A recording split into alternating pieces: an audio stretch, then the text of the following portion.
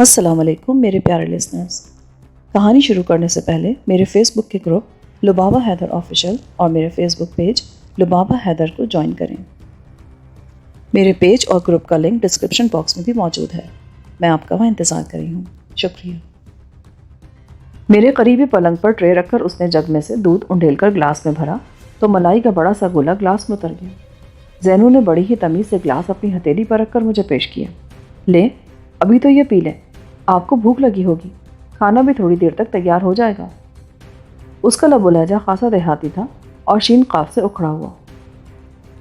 میں نے زینو سے گلاس لے کر منہ سے لگا لیا۔ وہ بہت عمدہ دودھ تھا اور بالائی نے اس کی لذت دوبالا کر رکھی تھی۔ یہ دودھ آپ لوگ کہاں سے لیتے ہیں؟ میں نے یوں ہی بے تکی سی بات پوچھ لی۔ یہ ہماری اپنی بھینس کا دودھ ہے، پسند آیا آپ کو؟ وہ اپنے مخصوص بجھے بجھے انداز سے مسکرائی۔ اب وہ پوری کے پوری میرے سامنے کھڑی تھی اور اس کے بدن کے تمام نشیب و فراز مجھ پر آیا تھے۔ وہ بہت خوبصورت تھی، اتنی خوبصورت کہ میرا خیال ہے ایک دنیا اس کی دیوانی ہو جائے گی اگر وہ یوں ہی بغیر برقعے کے سرے بازار جا نکلے۔ آنکھیں اس کی ایسی تھیں کہ بولتی سنائی دیتی، یہ بڑی بڑی بادامی رنگ کی، پٹ پٹ کھلتی بند ہوتی آنکھیں۔ تب مجھے رشک آیا اس صادق علی پر کہ اس نے گھر میں ایک ایسا چاند بند کر رکھا تھا، اور کراہیت بھی محسوس ہوئی اس کی گھناؤنی شکل اور عمل پر کہ وہ خود خباثت کی پوٹ بنا ہوا ہے۔ مجھے یقین تھا کہ زینو نہیں جانتی تھی کہ وہ جس شخص کی بیوی ہے وہ کس قدر قابل نفرت آدمی ہے۔ بہت عمدہ دودھ ہے یہ، میں نے اپنی سوچ سے دامن چھڑاتے ہوئے کہا۔ اور پیئے جی؟ نہیں جی شکریہ، پڑا رہنے دے، صادق علی آتا ہے تو اس کے ساتھ پیوں گا۔ آتا ہے؟ آپ بہت بے تکلف ہے ماسٹر صاحب سے۔ زینو نے عجیب سے انداز میں میری بات پکڑی۔ مجھے یوں محسوس ہو جیسے اسے میرے اس طرز تخاطب پر صدمہ پہنچا ہو۔ اوہ اچھا، وہ دراصل میری اس سے بڑی بے تکلفی ہے، برا نہ مانے میری بات کا۔ کوئی بات نہیں، میں نے تو ایسے ہی کہہ دیا، وہ خود آپ کا نام بڑی عزت سے لیتے ہیں۔ یوں ہی مذاق اڑاتا ہے وہ میرے سامنے بھی اور دوسروں کے سامنے بھی، مگر آپ کیوں پریشان ہوتی ہیں؟ یہ بھی کوئی پریشان ہونے والی بات ہے؟ میں نے صادق علی کے دیے ہوئے پیکٹ میں سے ایک اور سگریٹ سلگا لیا۔ وہ عجیب سے انداز میں اپنے ہونٹ سکوڑتی ہوئی باہر نکل گئی۔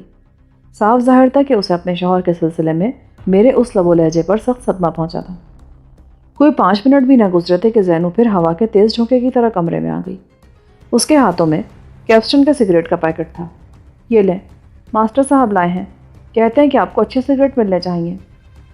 وہ مسکرا کر بولی، وہ تو نہانے گئے تھے۔ اب کی بار میں نے صادق علی کا نام احترام سے لیا۔ نہانے کے لیے وہ اب گئے ہیں، پہلے وہ سگریٹ لینے چلے گئے تھے، پاس ہی تو دکان ہے۔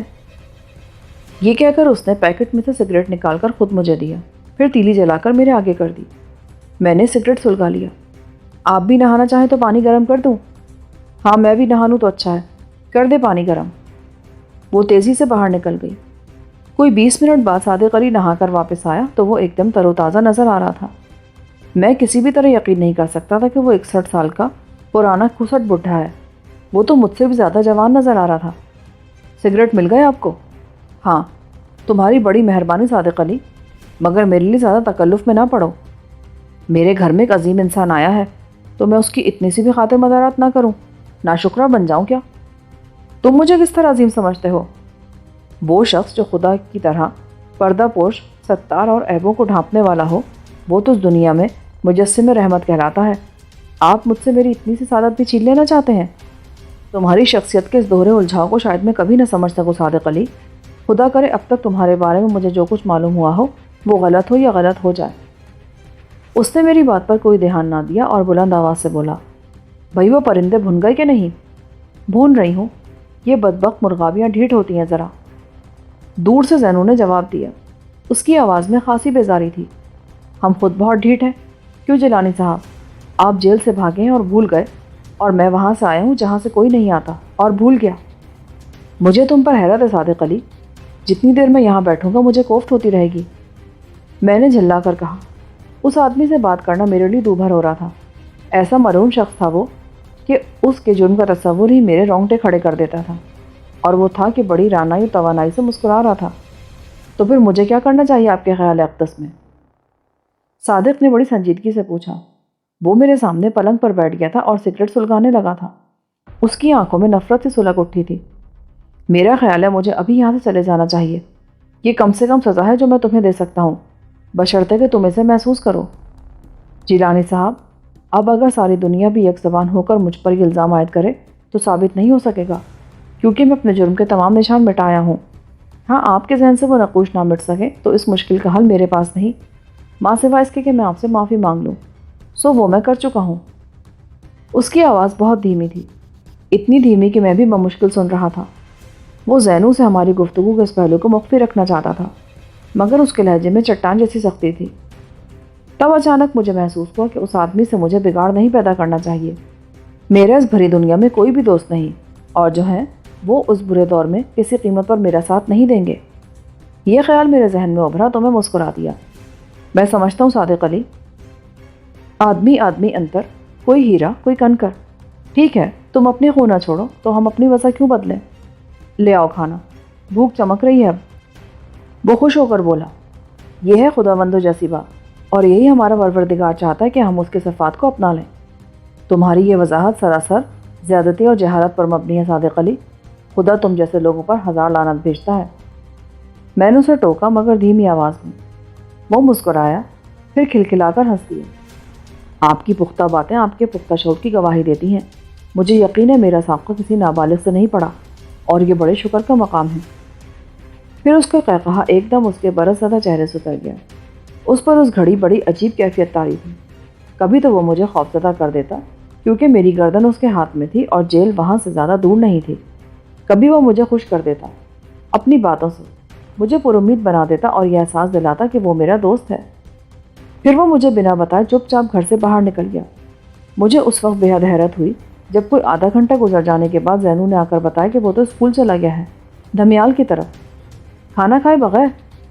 اس کو سمجھنا بہت مشکل ہے، وہ ٹکے سے من جاتا ہے اور لاکھ پر روٹ جاتا ہے۔ زینو میرے قریبی پلنگ پر بیٹھ گئی۔ مجھے محسوس ہوا کہ وہ اپنی تنہائی سے خوفزدہ ہے اور بات کرنے کو ترستی رہتی ہے۔ یہ کیا بات ہوئی؟ وہ 60-61 سال کا بوڑھا اتنا سنکی کیوں ہے؟ کیا کہا آپ نے؟ 60-61 سال کا بوڑھا؟ یہ کس نے بتایا آپ کو؟ اس نے خود ہی کہا تھا مجھ سے کہ اس کی اتنی عمر ہو چکی ہے۔ اچھا، مگر مجھے معلوم نہیں تھا۔ یہی تو میں نے پوچھا تھا اس سے کہ جب وہ خود اتنا بوڑھا ہے تو اس نے اتنی کم عمر لڑکی سے شادی کیسے کر لی؟ کیا مطلب؟ کتنی عمر ہوگی آپ کی؟ مگر میں اس کی بیوی نہیں ہوں۔ کیا کہتی ہو تم؟ وہ تو مجھے یہی بتا رہا تھا، میں تو خود حیران تھا اس کے انکشاف پر۔ جی ہاں، میں اس کی بیوی نہیں ہوں۔ پھر کیا ہو تم اس کی؟ کوئی بھی نہیں۔ مجھے تو ایک اور آدمی نے اس کے پاس یہاں چھوڑ رکھا ہے۔ وہ آدمی کون ہے؟ ایک آدمی چھوڑ گیا ہے مجھے یہاں۔ وہ مجھ سے بہت محبت کرتا ہے، بیٹی کی طرح چاہتا وہ مجھے، اس لیے۔ زینو نے نہایت سادگی سے یہ بات کہہ دی۔ مگر اس سے تیرا کیا تعلق ہے بھائی؟ یہ قصہ کیا ہے آخر؟ ٹھہرے، میں کھانا لے آؤں پہلے، آپ کو بھوک لگی ہوگی۔ یہ کہہ کر وہ تیزی سے اٹھی اور دوسری طرف نکل گئی، مگر وہ مجھے ایک ایسی حیرت دے گئی جس میں تا دیر ڈوبا رہا۔ جب وہ واپس آئی تو اس کے ہاتھ میں یہ بڑا سا تاش تھا جس میں اس نے کھانا لگا رکھا تھا۔ تاش لا کر اس نے میرے سامنے میز پر رکھا اور پھر ایک پیالے میں شوربہ ڈال کر اس نے میرے آگے رکھا۔ کھائیں، میں بھی آپ کے ساتھ کھاتی ہوں، کیونکہ ماسٹر صاحب تو اب شام کو ہی واپس آئیں گے۔ بڑی اچھی بات ہے، ادھر کھینچ لو وہ دوسری کرسی۔ میں نے روٹیاں سیدھی کرتے ہوئے کہا۔ میری بھوک اس مرغابی کو دیکھ کر چمک اٹھی تھی۔ صادق علی نے اچھا انتظام کیا تھا۔ ہم دونوں کھانا کھا چکے تو وہ بڑے اطمینان سے کھیس کی بکل مار کر میرے سامنے پلنگ پر بیٹھ گئی۔ ہاں تو تم نے بتایا نہیں کہ یہ آدمی تمہارا ہمدرد کیسے بنا؟ یہاں آنے سے پہلے میں حوالات میں تھی۔ کیا کہا؟ حوالات میں؟ وہاں کیوں تھی تم؟ وہ مجھے رہ رہ کر ذہنی جھٹکے دے رہی تھی۔ میں نے دراصل 3 آدمی قتل کر دیے تھے، ایک میرا دوست تھا اور 2 اس کے دوست تھے، یعنی میرے دوست کے دوست۔ یہ کب کی بات ہے؟ میں نے اب تہیہ کر لیا تھا کہ زیادہ حیرت کا اظہار نہیں کروں گا۔ میں دراصل سلیم پور کی رہنے والی ہوں، شیخو پورہ کے قریب ہے یہ گاؤں۔ وہاں میری دوستی ہو گئی تھی وگن سے۔ وہ سلیم پور کے زمیندار کا بیٹا تھا، مگر وہ میری دوستی کی قدر نہیں کرتا تھا۔ زینو کھلنے لگی، وہ مجھ پر اعتماد کر رہی تھی۔ اچھا، پھر؟ دراصل وہ وگن بڑا بدماش آدمی تھا، عورتوں کو عیاشی کے لیے پھانستا تھا۔ مجھے بھی اس نے اسی طرح اپنے چکر میں ڈال لیا۔ بڑے پیسے خرچ کر دیے اس نے مجھ پر، مجھے 10-12 سوٹ سلوا دیے اس نے، یہ ڈھیر سارے زیور بھی بنوا دیے۔ میرا باپ گاؤں کا مسلی ہے، میرے لیے چودھری وگن کی دوستی بڑے فخر کی بات تھی۔ اس نے مجھ سے وعدہ کیا تھا کہ وہ مجھ سے شادی کر لے گا۔ اس لیے میں نے اس کی کوئی بات نہیں ٹالی اور اپنا سب کچھ اس کے حوالے کر دیا، مگر وہ بہت کھوٹا نکلا۔ 2-3 مہینوں تک تو اس نے اچھی طرح مجھے خراب کیا۔ جب وہ سمجھا کہ اس نے اپنے پیسے پورے کر لیے تو ایک رات اس نے مجھے بڑی محبت سے اپنی روہی والی حویلی میں بلایا۔ وہ سلیم پور سے کوئی 3 میل دور ہے، وگن کی زمینوں پر۔ وہاں انہوں نے ٹیوب ویل لگا رکھا ہے۔ میں جا پہنچی۔ مجھے کیا ڈر تھا کسی کا، اس کے لیے تو میں آگ میں بھی کود سکتی تھی۔ مگر جب میں وہاں پہنچی تو میں نے دیکھا اس کی بیٹھک میں 4 جوان آدمی بیٹھے۔ میرے دل میں کوئی وہم نہ تھا، سو میں بے دھڑک ان کے کمرے میں جا بیٹھی۔ مگر وگن سے جب میں نے بات کی تو معلوم ہوا کہ وہ نشے میں ہیں۔ تب مجھے معلوم ہوا کہ وگن نے میرے ساتھ کتنا بڑا دھوکہ کیا ہے۔ نظروں نے بھی پی رکھی تھی، وہ بہک چکا تھا۔ وہ بلند آواز میں فحش گیت گانے لگا۔ اچانک وگن میرے قریب آیا اور میرے کان کے قریب منہ لا کے بولا، یہ سب میرے یار ہیں زینو، ان کو بھی خوش کر دے، گھل مل جائے ان سے۔ تب میں نے اپنی زندگی کا آخری فیصلہ کیا۔ جیلانی صاحب، آخری اور سب سے خوفناک فیصلہ۔ میں نے وگن کا پستول کھینچ لیا۔ مجھے معلوم تھا وہ اسے ہمیشہ بھر کے رکھتا ہے۔ کئی بار وہ مجھے جھیل کے گرد پھیلے جھنڈ میں، روہی میں، ادھر چھپ کے تنہائی میں اس پستول پر اپنا ہاتھ کھولنے کا موقع دے چکا تھا اور مجھے اس میں خاصی مہارت حاصل ہو گئی تھی۔ میں نے پستول ہاتھ میں لیا اور پہلی گولی وگن کے سینے میں اتار دی۔ وہ ذبح ہوتے بکرے کی طرح چیخا اور الٹ کر دیوار کے پاس جا گرا۔ پیشتر اس کے کہ موگلی سمجھ سکتا، میں نے دوسری گولی اس کی پسلی میں اتار دی۔ کمرے میں ایک اور خوفناک چیخ ابھری اور میں نے بجلی کی سی تیزی سے پلنگ سے اٹھ کر نظروں پر گولی چلائی، مگر وہ پہلو بچا گیا اور دروازہ کھول کر باہر بھاگ نکلا۔ ان کا چوتھا دوست کبریا اب میرے سامنے تھا۔ میں نے اس پر بھی گولی چلا دی۔ اتنے میں موگلی اچھل کر مجھ پر گرا، مگر وہ مجھے بے بس نہ کر سکا۔ میں نے 2 گولیاں یکے بعد دیگرے اس پر چلا دی اور اس کا قصہ پاک ہو گیا۔ میں نے پاگلوں کی طرح جلدی جلدی کپڑے پہنے اور صورتحال پر غور کرنے لگی۔ جب میں نے 3 لاشیں اپنے سامنے پڑی دیکھی اور فرشی بستر پر ادھر ادھر خون ہی خون مجھے بکھرا نظر آیا تو میں پستول سمیت کمرے سے بھاگ نکلی۔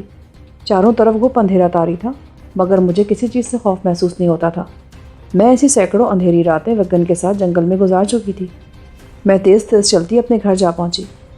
میری ماں کو قطعاً کوئی خبر نہ ہوئی۔ وہ افیون کھاتی ہے اور رات کو گھوڑے بیچ کر سوتی ہے۔ میں نے دل میں ٹھان رکھی تھی کہ اگرچہ نظرو زندہ بچ گیا تھا، مگر میں اس کی ایک نہ چلنے دوں گی۔ میں مان کر ہی نہ دوں گی کہ میں وگن کے پاس گئی تھی۔ پستول جس سے میں نے انہیں مارا تھا، میں گاؤں کی مسجد کے کنویں میں پھینک آئی۔ بستر پر لیٹتے ہی میں لحاف میں منہ دے کر سو گئی۔ صبح جب میں سو کر اٹھی تو مجھے اپنے ارد گرد کی ہر شے سرخ نظر آئی۔ 3 آدمیوں کا خون میری گردن پر تھا اور میں عورت ذات جس نے بھی زندگی کا کوئی سکھ نہیں دیکھا تھا۔ جیلانی بھائی، پڑھو کلمہ اور خدا کو حاضر ناظر جان کر کہو کہ جو کچھ میں نے کیا وہ ٹھیک تھا یا غلط۔ پڑھو کلمہ۔ وہ اچانک گلوگیر ہو گئی۔ ماضی کی یادوں کے زخم ابھی ہرے تھے اس کے سینے میں اور اس نے خود ہی ناخن مار کر ان پر سے کھرنڈ اتار دیا تھا۔ تم ٹھیک کہتی ہو زینو، ایسے ذلیل آدمی کا یہی حشر ہونا چاہیے۔ اس نے تو تمہیں بیچ ڈالا تھا۔ مجھے وگن کی موت کا بہت افسوس ہے بھائی جی۔ میں اس کے چہرے پر کھنڈی زردی کو آج تک نہیں بھول سکی ہوں۔ میں نے جی جان سے اس سے محبت کی تھی، مگر اس نے اس رات مجھے ذلیل کر دیا۔ میں اسے کس طرح معاف کر سکتی تھی؟ تم بڑی بہادر عورت ہو زینو، بڑی اچھی مثال قائم کی ہے تم نے۔ پھر کوئی عاشق اپنی معشوق کی دلالی نہیں کرتا۔ میں نے سگریٹ سلگاتے ہوئے کہا۔ مجھے اس سے ہمدردی ہو گئی تھی اور اس کی صورت میں مجھے آسیہ کی صورت نظر آنے لگی تھی۔ میرے دل میں ہلکی ہلکی ٹیس اٹھنے لگی۔ زینو کو کیا خبر تھی کہ میرے دل میں کس کے نیزے کی انی کتنی گہری دھنس چکی ہے۔ زینو تو اپنی عصمت کا گوہر بچا لائی تھی، مگر میری وہ سارے جہاں سے زیادہ معصوم بہن آسیہ، خدا ہی جانتا تھا کہ اس پر سوات خان نے کیسے کیسے ظلم توڑے ہوں گے۔ مجھے اس سے جدا ہوئے 15 ماہ گزر چکے تھے اور مجھے نہیں معلوم تھا کہ میرے اجڑے گھر کا وہ پھول کس آنگن کی موری میں ڈال دیا گیا ہے، کس بستر پر مسل دیا گیا ہے اور کس ہوا میں اس کی پتیاں ریزہ ریزہ ہو کر بکھر گئی ہیں۔ زینو رونے لگی۔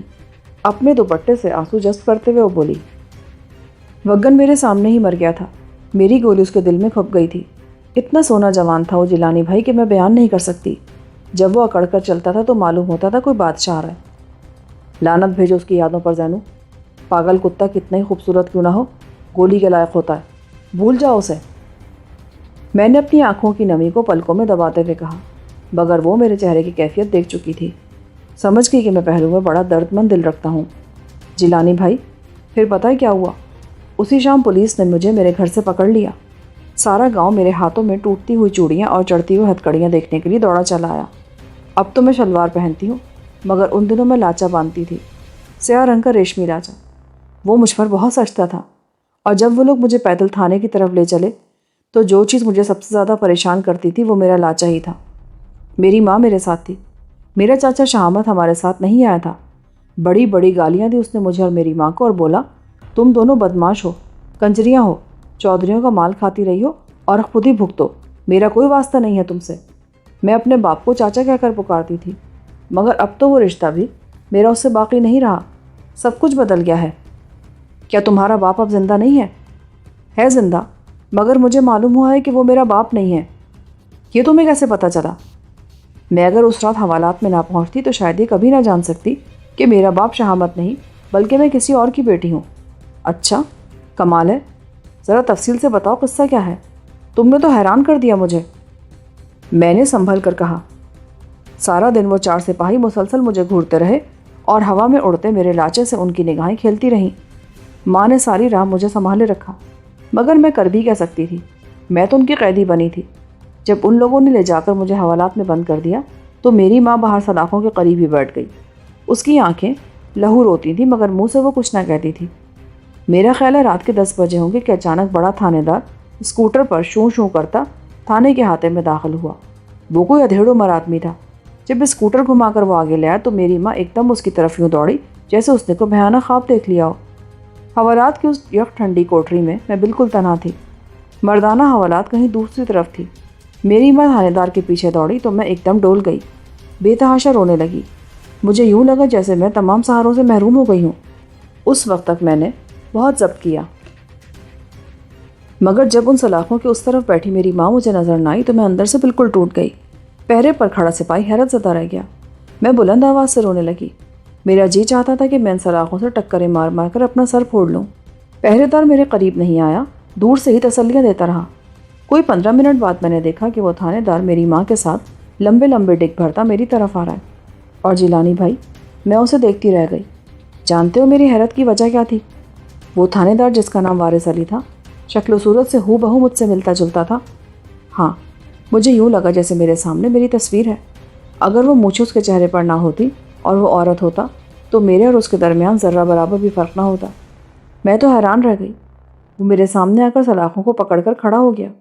لگتا تھا کہ اس کی آنکھیں پتھرا گئی ہیں، اپنی یہ بڑی بڑی آنکھیں بالکل میری آنکھوں جیسی۔ اس نے میرے چہرے پر گاڑ دی اور پھر میں نے دیکھا کہ اس کی آنکھوں سے ٹپ ٹپ آنسو کے قطرے گرنے لگے۔ اس کے ضبط کے سارے بندھن ٹوٹ گئے اور وہ سسک سسک کر رونے لگا۔ میری حیرت اتنی بے پناہ تھی جیلانی صاحب کہ میں بیان نہیں کر سکتی۔ میں اس کے سامنے کھڑی تھی۔ اس نے اپنا ہاتھ بڑھا کر میرے رخسار تھپ تھپائے، یوں جیسے کوئی اپنی ننھی منھی بچی کو دلاسا دیتا ہے۔ اچانک پہرے دار کی کھانسی کی آواز احاطے میں گونجی۔ وہ بس یہی کوئی 6 قدم دور کھڑا تھا۔ تھانے دار فوراً سنبھل گیا، بڑی دھیمی آواز میں بولا، فکر نہ کر آرسی، میں کوئی نہ کوئی بندوبست ضرور کر لوں گا۔ آرسی میری ماں کا نام ہے۔ ماں نے ڈبڈبائی نظروں سے اس کی طرف دیکھا تو وہ ان کی نظروں کی تاب نہ لا کر اسی لمحے واپس چلا گیا۔ ماں اسے دور تک اور دیر تک وہاں کھڑی دیکھتی رہی۔ جب وہ عمارت کے درمیانی حصے میں برآمدہ عبور کر کے نگاہوں سے اوجھل ہو گیا تو ماں میری طرف متوجہ ہو کر بولی، اس کا نام وارث علی ہے، سب سے بڑے تھانہ دار ہے یہاں کا۔ تم اسے کیسے جانتی ہو ماں؟ میں ماں کے پاس ہی سلاخوں کے ساتھ لگ کر فرش پر بیٹھ گئی۔ میری ماں کا رنگ اڑ رہا تھا، وہ مجھ سے نظریں نہیں ملا رہی تھی۔ پہرے دار ہم سے خاصا دور تھا، اتنی دور کہ ہماری باتیں وہ نہیں سن سکتا تھا۔ یہ کون ہے ماں؟ تم اسے کب سے جانتی ہو؟ میں اسے 27 سال سے جانتی ہوں زینو، مگر آج میں نے اسے 25 سال بعد دیکھا ہے، پورے 25 سال بعد۔ اتنے عرصے بعد بھی تمہیں یاد رہا کہ اس کا نام وارث علی ہے؟ ماں میرے سامنے بہت خجل ہو رہی تھی، بہت پریشان تھی وہ، اس پر عجیب سے سختہ طاری ہو رہا تھا۔ میں نے سلاخوں کے اندر سے ہاتھ باہر نکالا اور اس کو جھنجھوڑ ڈالا۔ بتاتی کیوں نہیں ہو ماں، کون ہے یہ؟ ماں کی آنکھوں سے آنسو بہہ نکلے۔ تم شاید مجھے کبھی معاف نہ کر سکو بیٹی، مگر میں تمہاری گناہ گار ہوں۔ یہی ہے وہ تھانہ جہاں یہ وارث علی آج سے 26 سال پہلے سپاہی بن کر آیا تھا۔ یہ اکثر کسی نہ کسی کام سے ہمارے گاؤں جاتا تھا، وہیں پر میری اس سے ملاقات ہوئی تھی۔ بہت دنوں تک یہ میرے پیچھے پاگل بنا رہا، بہت ٹالا اسے میں نے، مگر یہ اپنی ہٹ کا اتنا پکا تھا کہ کسی بھی طرح میرا خیال نہ چھوڑتا تھا۔ کوئی سال بھر اسی چکر میں گزر گیا۔ پھر یوں ہوا کہ ایک دن تیرا باپ شہامت چوری کے ایک مقدمے میں پھنس گیا۔ مجھے معلوم ہے کہ اس میں شہامت قصوروار تھا، ڈنگروں کی اس چوری میں وہ بھی شریک تھا۔ وارث علی نے اسے بھی یہاں لے کر حوالات میں بند کر دیا تھا۔ مکڑوار کا چودھری خورشید اس چوری میں مدعی تھا۔ اس نے ان کی ضمانتیں بھی نہ ہونے دی۔ شہامت حوالات میں تھا کہ یہ وارث علی ایک رات میرے پاس آ گیا۔ میں اکیلی تھی گھر میں اس رات، اور مجھے یہ لالچ تھا کہ کسی نہ کسی طرح شہامت حوالات سے رہا ہو جائے۔ یہی وجہ تھی کہ وہ رات وارث علی نے میرے گھر میں گزار لی، اور تو اسی رات کی نشانی ہے۔ زینو میری بیٹی، تو شہامت کی نہیں، اسی وارث کی بیٹی ہے۔ وارث اپنی بات کا دھنی نکلا۔ اس نے تیسرے ہی دن شہامت کو اس مقدمے سے نکلوا دیا۔ آج میں نے اس کو پورے 25 سال بعد دیکھا زینو۔ میں نے اسے بتا دیا ہے کہ اس کی بیٹی ادھر حوالات میں بند ہے اور اس پر 3 آدمیوں کے قتل کا الزام ہے۔ وہ مجھے دیکھ کر کانپ اٹھا اور بولا، آہستہ بات کر آرسی، میں اس تھانے کا انچارج ہوں، میری عزت کو بٹا نہ لگا۔ یہ کہہ کر ماں شکست خوردہ انداز میں مسکرائی۔ عجیب سا انداز تھا وہ۔ ماں، کتنی عجیب بات ہے، میری اور اس کی شکل کتنی ملتی جلتی ہے۔ ہاں زینو، جب تو پیدا ہوئی تو یہ تجھے دیکھنے آیا تھا، میں اسے کس طرح بھول سکتی ہوں۔ شہامت کو اس نے اپنا یار بنا لیا تھا، مگر وہ بے وقوف آدمی بھلا کیا سمجھ سکتا تھا۔ وارث نے تیرے لیے خوبصورت سے 4 جوڑے دیے تو میں خوش ہو گئی، اس کی ساری زیادتی کو بھول گئی۔ شہامت بھی بہت خوش تھا، وہ بدھو آدمی۔ مگر یہ چیزیں مجھے دینے کے بعد وارث علی دوبارہ میرے گاؤں نہیں آیا۔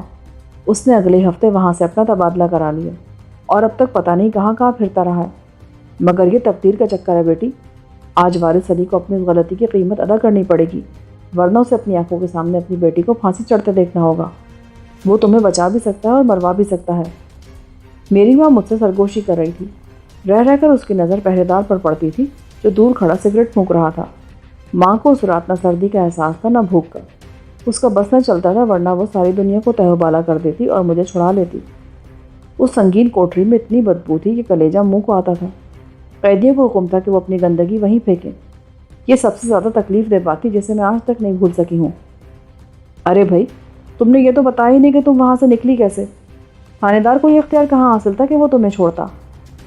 میں نے حیرت کے سیلاب کو روکتے ہوئے کہا، اس لڑکی نے مجھے پاگل کر دیا تھا۔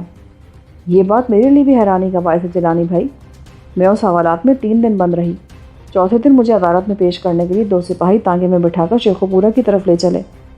ہمیں 14 میل کا فاصلہ تانگے میں طے کرنا تھا۔ سڑک کچی اور ویران تھی اور تانگے کا گھوڑا بھی بس یوں ہی سا تھا، مریل سا۔ اس وقت صبح کے 6 بج رہے تھے۔ سورج ابھی نہیں نکلا تھا۔ دسمبر کے یک ٹھنڈے دن تھے۔ میری ماں میرے ساتھ ہی بیٹھی تھی۔ ہم دونوں کو انہوں نے کمبل اڑا رکھے تھے۔ سپاہی تانگے کی اگلی سیٹوں پر بیٹھے تھے۔ آپ کو یقین نہیں آئے گا بھائی، مجھے یوں لگتا تھا جیسے وہ لوگ مجھے دفن کرنے کے لیے لے جا رہے ہوں کسی قبرستان میں۔ عدالت اور جیل کے چکر کا تصور میرے لیے ناقابل برداشت تھا۔ میں دعا مانگتی جاتی تھی کہ اللہ ان ذلتوں سے مجھے بچا لے۔ اگر موت اس سے سستی ہے تو مجھے وہ دے دے۔ اس زندگی کی روشنی سے قبر کا اندھیرا میرے لیے بہتر ہوگا۔ اور جیلانی بھائی، اس دن مجھے معلوم ہو کہ اگر کوئی آدمی خدا سے اپنے دل کی گہرائیوں سے کوئی دعا مانگے تو وہ ضرور قبول ہو جاتی ہے۔ ہم اس وقت سڑک کے اس حصے پر سے گزر رہے تھے جس کے دونوں طرف گنے کے قلعے جیسی اونچی اونچی دیواروں جیسے اونچے کھیت تھے۔ سڑک کے دونوں طرف شیشم کے درخت اگے تھے، کہیں کہیں آم کے درخت بھی تھے۔ اچانک فائر کی آواز گونجی اور تانگے کا گھوڑا تڑپ کر نیچے گر گیا۔ تانگا یوں الٹا کہ سپاہی دائیں بائیں لڑک گئے۔ میری باہیں آگے کی طرف کھنچ گئیں۔ میری ہتھکڑی کی زنجیر ایک سپاہی کی پیٹی سے بندھی تھی۔ جھٹکا جو لگا تو وہ پیٹی کھل گئی اور میں نیچے گرنے سے بچ گئی۔ مگر حالت یہ تھی کہ تانگا آگے جھکا ہوا تھا اور میں اپنی ماں سمیت زمین سے کافی اوپر اٹھ گئی تھی۔ سپاہیوں نے فوراً ہی اپنی بندوقیں سنبھالی اور وہ تانگے کے دائیں بائیں پہیوں کی اوٹ میں بیٹھ کر اپنے دشمن کو تلاش کرنے لگے جو سامنے کے درختوں میں چھپا بیٹھا تھا۔ ابھی وہ سنبھل بھی نہ سکے تھے کہ ایک گولی دائیں طرف بیٹھے سپاہی کی ران میں لگی۔ وہ پاگل کتے کی طرح چیخا، مگر بندوق پر اس کی گرفت ابھی مضبوط تھی۔ ہتھیار پھینک دو ورنہ میں تم دونوں کو گولی مار دوں گا۔ وہ بڑی خوفناک آواز تھی۔ دونوں سپاہیوں نے بے بس ہو کر اپنی اپنی بندوقیں پھینک دی۔ کوچوان گنے کے کھیت میں جا گھسا تھا۔ ان دونوں عورتوں کو نیچے اتار کر آگے آنے دو۔ آواز پھر گونجی۔ ایک سپاہی نے اس حکم کی تعمیل کرتے ہوئے تانگے کے پچھلے حصے کو دبا کر ہمیں نیچے اتارا۔ اپنی بندوقیں ان کو دے دو اور انہیں آگے آنے دو۔ وہ آواز پھر ہمارے کانوں سے ٹکرائی۔ بڑا روپ تھا اس کی گھن گرج میں۔ ایک سپاہی نے بندوقیں اٹھا کر ہمیں تھما دی۔ ہم دونوں تیزی سے اس طرف بڑھے جدھر سے وہ آواز آ رہی تھی، مگر دور دور تک دیکھنے کے باوجود ہمیں کچھ نظر نہیں آتا تھا۔ وہ آدمی درختوں میں اس طرح چھپ کر بیٹھا تھا کہ اسے وہاں سے دیکھنا کسی بھی طرح ممکن نہیں تھا جہاں وہ تانگا کھڑا تھا۔ ہم تانگے سے ہٹ کر کوئی 100 ہاتھ آگے گئے ہوں گے کہ وہ آواز اچانک ہمیں اپنے سر پر گونجتی سنائی دی۔ دائیں ہاتھ کھیت میں گھوڑے کھڑے ہیں، ایک پر تم دونوں سوار ہو جاؤ۔ اب کی بار وہ آواز اتنی بلند نہیں تھی۔ ہم دونوں ماں بیٹی تیزی سے دائیں ہاتھ کھیت میں گھس گئیں۔ وہاں 2 گھوڑے بندھے تھے کنوں کے ساتھ۔ ایک گھوڑا ابھی ہم نے کھولا ہی تھا کہ ایک آدمی سر سے پاؤں تک سیاہ کپڑوں میں ملبوس ہمارے سر پر آن پہنچا۔ اس نے منہ پر ڈھاٹا باندھ رکھا تھا اور اس کی صرف آنکھیں نظر آتی تھیں جو بتا رہی تھی کہ وہ کوئی ادھیڑ عمر آدمی ہے۔ ہمارے پاس آ کر اس نے منہ پر سے کپڑا اتار دیا۔ ارے وارث تم؟ میری ماں خوش ہو کر بولی۔ ہاں جلدی کر آرسی، وقت بہت کم ہے، ہمیں زینو کو بچانا ہے ہر قیمت پر۔ یہ کہہ کر اس نے ہم دونوں کو ایک گھوڑے پر سوار کرایا اور خود دوسرے گھوڑے پر بیٹھ کر بولا، میرے پیچھے چلی آؤ، جلدی کرو، مجھے امید ہے تم گھوڑی کو بھگا سکتی ہو۔ یہ کہہ کر اس نے اپنے گھوڑے کو ایڑ لگا دی۔ سپاہیوں کی بندوق اس نے ہم سے لے کر اپنی زین کے ساتھ باندھ لی تھی۔ وہ بہت تیز رفتار گھوڑیاں تھیں۔ پلک جھپکتے میں وہ ہمیں میلوں دور لے گئی، اس جگہ سے جہاں وہ ٹوٹا ہوا تانگا کھڑا تھا اور جہاں وہ زخمی سپاہی اپنے ساتھی کے ہمراہ اپنی بے بسی پر دانت پیس رہا تھا۔ ہم کوئی 4 گھنٹے بھاگتے رہے۔ راستے میں ہم نے راوی عبور کیا، 3 نہروں کے پلوں پر سے گزرے اور دوپہر کے قریب یہاں کمال پور آن پہنچے۔ وارث علی نے مجھے اسی روز ادھر ماسٹر صاحب کے سپرد کر دیا۔ یہ دونوں بڑی دیر تک علیحدگی میں بیٹھے میرے بارے میں صلاح مشورہ کرتے رہے۔ پتہ نہیں ان کے درمیان کیا طے پایا۔ بہرحال نتیجہ یہ نکلا کہ ماسٹر صاحب نے ہر حال میں میری نگہداشت کا ذمہ لے لیا۔ میری ماں یہاں 4 دن رہی، اس کے بعد وارث علی نے اسے سندھ بھیج دیا۔ اب میں نے سنا ہے کہ وہ وہاں کسی زمیندار کے یہاں ملازم ہے، زمیندارنی کی خدمت کرتی ہے اور میں یہاں بند ہوں۔ وارث علی سرسے میں یہاں کئی بار آیا ہے۔ وہ میرا باپ ہے مگر میں آج تک اسے باپو نہیں کہہ سکی ہوں۔ کیوں کہوں؟ میں اسے کس طرح اپنا باپو کہوں؟ میرے منہ پر یہ لفظ چڑھتا ہی نہیں ہے۔ ہاں خود وہ مجھ سے باپ جیسا سلوک ہی کرتا ہے، بہت خیال رکھتا ہے میرا۔ اس صادق علی کے پاس کچھ بھی نہ تھا، اس کی نوکری بھی چھوٹ چکی ہے، مگر اس کے گھر کا سارا خرچ وارث علی چلا رہا ہے۔ تو کیا یہ نوکری نہیں کرتا؟ جی نہیں، کئی مہینوں سے بیکار ہے اور ادھر ادھر آوارہ گردی کرتا ہے۔ ہر ماہ وارث علی آ کر اسے 1500 روپے دے جاتا ہے میرے گزارے کے لیے، اور اس کا کام چل رہا ہے۔ اس سے تمہارے باپ کا کیا تعلق ہے؟ میں نے پوچھا۔ اس کا تو مجھے کوئی علم نہیں، لگتا ہے یہ بھی آپ کی طرح کوئی مفرور ہے، پرانا مجرم ہے اور بھیس بدل کر اس گاؤں میں بیٹھا ہے۔ میرے باپ وارث علی کو اچھی طرح علم ہے کہ یہ آدمی کون ہے اور اس کا ماضی کیا ہے، مگر وہ اس بارے میں کسی کو کچھ نہیں بتاتا۔ میں نے بھی اس سے کبھی نہیں پوچھا، اور صادق علی تو ہر آدمی سے جھوٹ بولتا ہے اپنے بارے میں، کسی کو کچھ بتاتا ہے اور کسی کو کچھ۔ کمال ہے زینو، تم بھی مفرور ہو اور یہ صادق علی بھی مفرور ہے، حیرت کی بات ہے۔ آپ بھی تو جیل سے بھاگے ہوئے ہیں، صادق علی نے یہی بتایا ہے۔ آپ کے کپڑے اس نے مجھے دکھائے تھے قیدیوں والے۔ ہاں وہ جلانے کے لیے لے گیا تھا، مگر اس نے جلائے نہیں ہیں وہ کپڑے، سنبھال کر رکھ دیے کہیں پر۔ اچھا، وہ تو یہی کہہ رہا تھا۔ خیر کوئی بات نہیں، مگر اس میں کوئی شک نہیں کہ میں جیل سے بھاگ کر آیا ہوں۔ لیکن زینو، تم نے مجھ پر اتنا اعتبار کیسے کر لیا؟ کیوں تم نے اپنے سارے راز مجھ پر ظاہر کر دیے؟ ڈر نہیں لگا تمہیں مجھ سے؟ میں تو اجنبی ہوں یہاں، بالکل اجنبی۔ پتہ نہیں جیلانی بھائی کیوں میں نے اپنی ساری باتیں آپ کو بتا دیں۔ میں بس اندر سے بھری بیٹھی ہوں، ترس گئی ہوں میں کسی سے بات کرنے کو۔ صرف ایک سہیلی ہے میری یہاں، مگر وہ بھی کبھی کبھی آتی ہے میرے گھر۔ میں خود بھی بہت ڈرتی ہوں، کسی سے کچھ نہیں کہتی۔ آپ کے بارے میں جب صادق علی نے بتایا کہ آپ جیل سے بھاگ کر آئے ہیں تو میرے دل میں آپ کے لیے بڑی ہمدردی پیدا ہو گئی۔ آپ جب تک چاہیں یہاں رہیں، کوئی آپ کا بال بھی باقا نہیں کر سکے گا۔ ہم ہر طرح سے آپ کی حفاظت کریں گے۔ زینو بڑے دل گردے کی مالک تھی اور وہ مجھ پر اندھا دھند اعتماد کرتی چلی گئی تھی۔ صادق علی ابھی تک واپس نہیں آیا تھا، پتہ نہیں وہ کس کام سے کدھر نکل گیا تھا۔ اوہ مجھے یاد نہیں رہا، آپ کے لیے پانی گرم رکھا تھا میں نے۔ یہ کہہ کر وہ اٹھی اور تیزی سے باہر نکل گئی۔ کچھ دیر بعد جب وہ میرے پاس واپس آئی تو بولی، چلیں، میں نے گرم پانی غسل خانے میں رکھ دیا ہے، آپ نہا لیں، تولیہ بھی رکھ دیا میں نے وہاں پر۔ وہ بڑی خدمت گزار لڑکی تھی اور مجھ سے چھوٹی بہنوں جیسا سلوک کر رہی تھی۔ جب میں اس کے چھوٹے سے صاف ستھرے غسل خانے سے نہا کر نکلا تو دیکھا کہ صادق علی سامنے صحن میں چارپائی پر بیٹھا دھوپ تاپ رہا تھا اور زینو نے کھانا اس کے سامنے چارپائی پر رکھ دیا تھا۔ اچھا تو تم آ گئے ہو، مگر یہ اچانک غائب کہاں ہو گئے تھے؟ وہ میں دراصل اپنے یار کے پاس گیا تھا گھوڑے لینے، مگر وہ ملا ہی نہیں۔ میں پیغام دے آیا ہوں۔ گھوڑے پر کس لیے؟ میں ذرا دیر کے لیے شہر جانا چاہتا تھا۔ وہ کیوں؟ مجھے آپ کے بارے میں معلوم کرنا تھا، ہمیں دیکھنا چاہیے کہ وہاں کیا حالات ہیں۔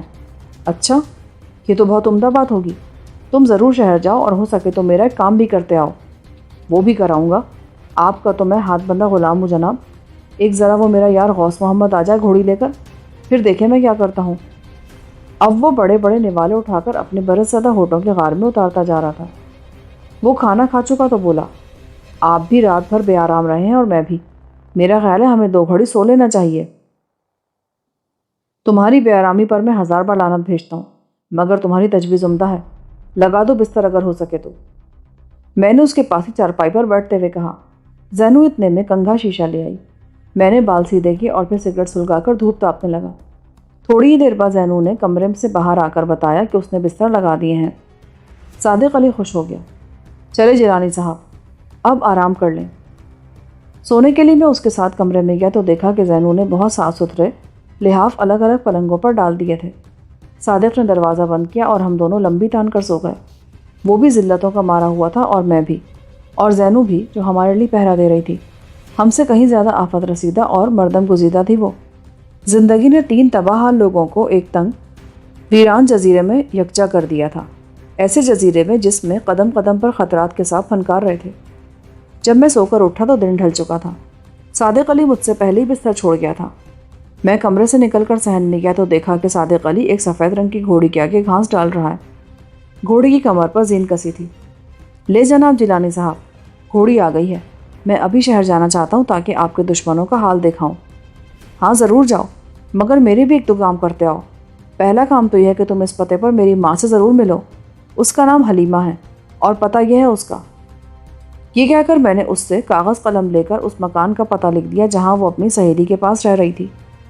اب دوسرا کام بھی بتا دیں۔ دوسرا کام یہ کہ اس رقعے کے مطابق تم میری ماں سے جو 50,000 روپیہ لاؤ گے تو اس میں سے میرے لیے میرے ناپ کے مطابق 2 جوڑے بوٹ، 2 سلیپر، 3 جوڑے ریڈی میڈ ولایتی سوٹ لاؤ گے، 4 ڈبے کیپٹن سگریٹ کے اور دوسری تمام چیزیں جو اس فہرست میں لکھی ہیں وہ۔ یہ کہہ کر میں نے اسے ایک فہرست تھما دی جس میں نے لکھا تھا کہ وہ اپنے لیے، زینو کے لیے اور میرے لیے ڈھیر سارے عام استعمال کے کپڑے اور دوسری چیزیں لے کر آئے گا، کیونکہ جس بے سر و سامانی میں مبتلا تھا وہ خدا جانے کب تک مجھے نرغے میں لیے بیٹھی رہے۔ مستقبل کی غیر یقینی صورتحال سے بچنے کے لیے میں نے اپنی ضرورت کی تمام چیزیں اسی کے ذریعے شہر سے منگوانے کا بندوبست کیا تھا۔ ویسے بھی اپنے اخراجات کے لیے مجھے خاصی رقم کی ضرورت تھی۔ میں کسی پر بھلا کس طرح انحصار کر سکتا تھا؟ 15,000 تو ادھر عالیہ کی کار میں رہ گئے تھے۔ صادق علی میری ہدایت کو اچھی طرح ذہن نشین کر کے اسی شام شہر روانہ ہو گیا۔ وہ چاہتا تھا کہ کسی نہ کسی طرح مجھے اس حد تک اپنا احسان مند کر لے کہ میں پھر کبھی اس کے سامنے سر نہ اٹھا سکوں اور کبھی اس شیطانیت پر اسے سرزنش نہ کر سکوں۔ اگر یہ بات نہ ہوتی تو پھر میرا خیال ہے وہ کسی بھی طرح میرے کسی کام نہ آتا۔ وہ رات میں نے بڑے وسوسوں میں گزاری۔ مجھے زینو بتا چکی تھی کہ صادق علی کی طبیعت میں بڑا تلون ہے اور وہ ٹکے سے من جاتا ہے اور لاکھوں سے بھی روٹ جاتا ہے۔ اس نے مجھ سے کئی باتوں میں جھوٹ بھی بولا تھا۔ اپنی عمر اس نے خامخواہ اتنی زیادہ بتائی تھی کہ مجھے اس پر طیش آنے لگتا تھا۔ جب وہ کسی جگہ پڑھاتا ہی نہیں تھا تو اس نے کیوں یہ ڈھونگ رچا رکھا تھا کہ وہ اسکول ماسٹر ہے؟ کیوں وہ مجھ سے اس طرح کی بے بنیاد باتوں کے بارے میں غلط بیانی کرتا چلا گیا؟ اور اب یہ حالت تھی کہ میں نے اسے 50,000 روپے کا امین بنا دیا تھا۔ ماں سے بھی میں نے اس کا تعارف نہایت عمدہ الفاظ میں کرا دیا تھا۔ وہ میرا رقعہ دیکھے گی، وہ بدنصیب عورت تو اسے ایک فرشتہ رحمت سمجھے گی۔ اس کے دل سے بھی بیٹی کے غم کی سل نہ اٹھی تھی کہ اسے بیٹے کی پھانسی کی کوٹری تک پہنچنے کا لرزہ خیز منظر دیکھنا پڑا۔ اس پر 2 بار قیامت بیت چکی تھی۔ اب جب وہ صادق علی کے ہاتھ میرا رقعہ دیکھے گی تو اس پر شادی مر کی کیفیت طاری ہو جائے گی۔ وہ صادق علی کو روپے تو دے دے گی، مگر اس بات کی کیا ضمانت ہے کہ صادق علی وہ رقم لے کر میرے پاس واپس بھی آ جائے گا؟ وہ معمولی رقم تو نہیں ہے۔ میں دیر تک بستر کی یک بستگی میں لیٹا اس سارے معاملے پر غور کرتا رہا، مگر اب کیا ہو سکتا تھا؟ وقت تو ہاتھ سے نکل چکا تھا۔ زینو دوسرے کمرے میں تھی۔ وہ ایسی سادہ تھی کہ اس نے درمیان کا دروازہ بھی بند نہیں کیا تھا۔ وہ مجھ پر یوں اعتماد کر بیٹھی تھی جیسے مجھے صدیوں سے جانتی ہو۔ صادق علی نے بھی اس معاملے میں مجھ پر بہت زیادہ اعتبار کیا تھا۔ اپنے کسی عزیز دوست کی عزیز ترین متا کو جو اس کے گھر میں امانت تھی وہ میرے سپرد کر کے شہر چلا گیا تھا۔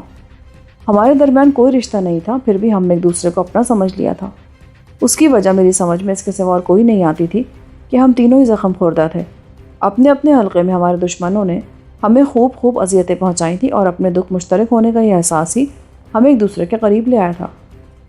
دوسرا دن بھی پہلے دنوں جیسا ہی بے کیف و بے آواز گزر گیا۔ زینو نے مجھے ناشتہ دیا، دوپہر کا کھانا دیا، پھر شام سر پر آ گئی تو اس نے بہت عمدہ ساگ اور مکئی کے گھی سے تربتر روٹیاں میرے آگے رکھ دی۔ میرے لیے وہ خود گاؤں کی دکان سے کیپسٹن کے سگریٹ کے 4 پیکٹ لے آئی۔ مجھے محسوس ہوا کہ وہ میری خدمت خاطر میں صادق علی کی عدم موجودگی میں اور زیادہ توجہ دے رہی تھی۔ یہ اس کا احسان تھا، اس کی مہربانی تھی، ورنہ مجھ جیسا بے نوا کہاں جگہ پا سکتا تھا، ایسی صورت میں جبکہ سارے صوبے کی پولیس میری تلاش میں ہوگی۔ سارا دن گزر گیا مگر صادق علی نہ آیا۔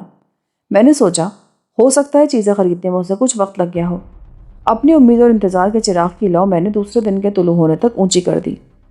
میرا خیال ہے اس وقت رات کے 12 بجے ہوں گے جب گھر کی چھوٹی کھڑکی پر ہلکی سی دستک ابھری۔